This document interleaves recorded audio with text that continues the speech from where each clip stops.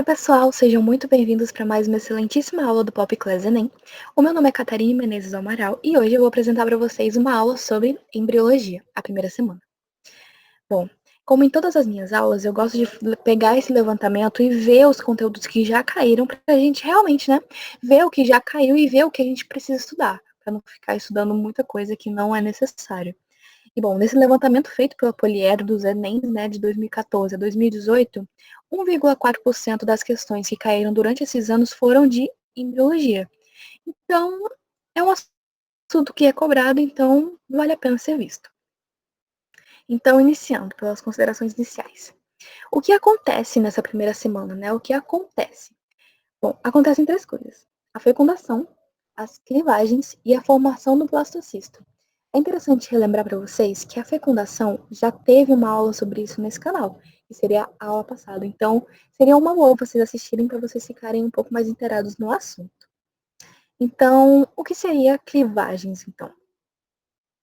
A clivagem seria o quê? Seria aquelas várias divisões mitóticas que são feitas pelo zigoto, que resultam no aumento rápido de células.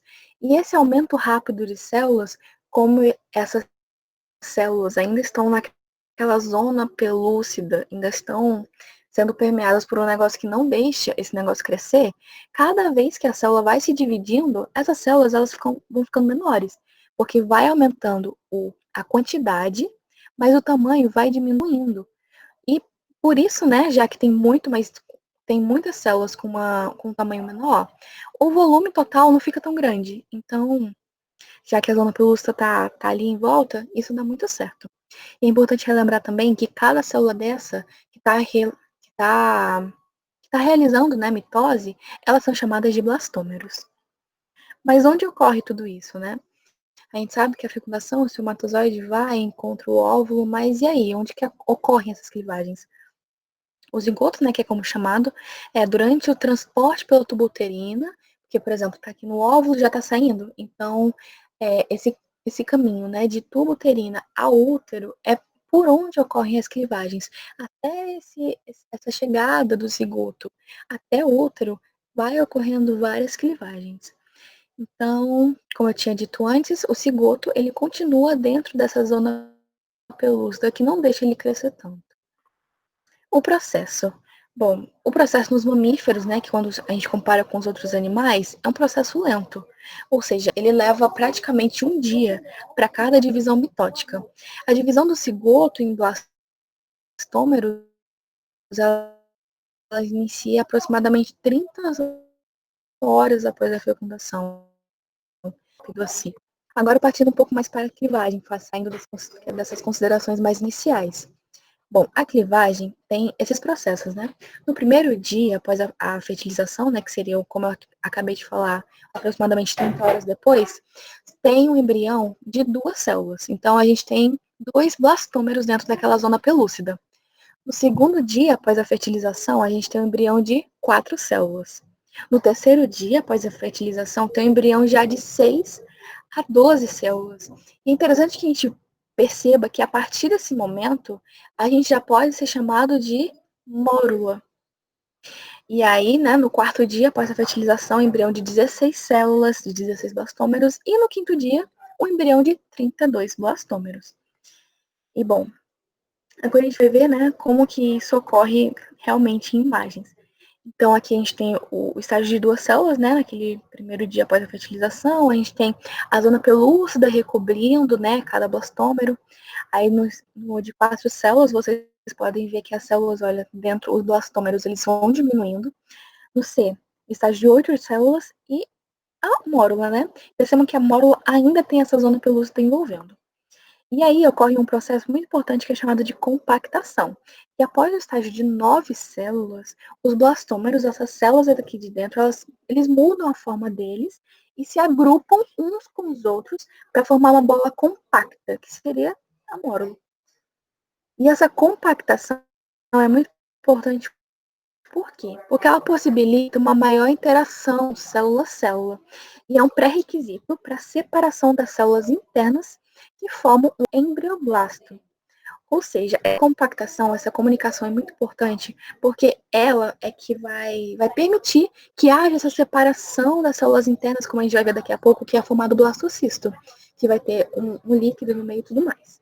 Então, a compactação é justamente um processo muito importante, é um pré-requisito. Então, vamos lá. Durante esse estágio, né, de desenvolvimento, o chamado de blastogênese, porque vai gerar o blastocisto daqui a pouco, porque o próximo passo de vai ser blastocisto. O concepto é chamado de blastocisto, como eu acabei de falar. E, bom, a gente está vendo aqui no E, blastocisto inicial e depois o blastocisto tardio. Percebam que a gente tem mais algumas estruturas que não tinham antes. A gente começa a ver o embrioblasto, que seria essa massa de células internas um pouco maiores, né, e mais separadas.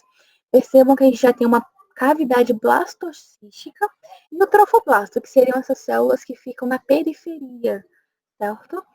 Então, o que acontece? Percebam aqui nessa imagem E, que esse campo verdinho que antes na mórula a gente via que era justamente a zona pelúcida, agora ela vai começar a se degenerar.